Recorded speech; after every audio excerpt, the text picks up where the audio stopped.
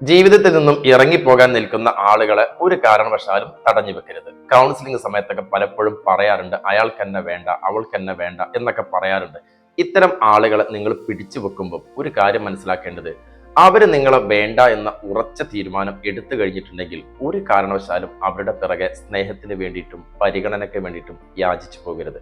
നിങ്ങൾക്ക് ആ ലൈഫിൽ നിങ്ങൾ അവരെ അക്സെപ്റ്റ് ചെയ്യുന്നില്ല, നിങ്ങൾക്ക് റെസ്പെക്ട് തരുന്നില്ല, അക്സെപ്റ്റ് ചെയ്യുകയും നിങ്ങൾ നിങ്ങളായിട്ട് കാണുകയും നിങ്ങൾക്ക് വേണ്ട പരിഗണനയും ഒക്കെ തരുകയും അതോടൊപ്പം തന്നെ നിങ്ങൾക്ക് വേണ്ട ബഹുമാനവും അംഗീകാരവും ഒക്കെ തരുമ്പോഴും മാത്രമാണ് ജീവിതം നിങ്ങൾക്ക് മനോഹരമായിട്ട് മുന്നോട്ട് കൊണ്ടുപോകാൻ സാധിക്കുകയുള്ളൂ.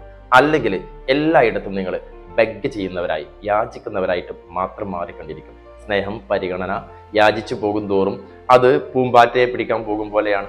അതിങ്ങനെ പറന്ന് പറന്ന് പോയിക്കൊണ്ടിരിക്കും. അതിന് പകരം നിങ്ങളൊരു പൂവായിട്ട് മാറുക. അങ്ങനെ പൂവായിട്ട് മാറണമെങ്കിൽ ഒരു പക്ഷെ നിങ്ങൾ ഒറ്റയ്ക്ക് നിൽക്കേണ്ടി വരും.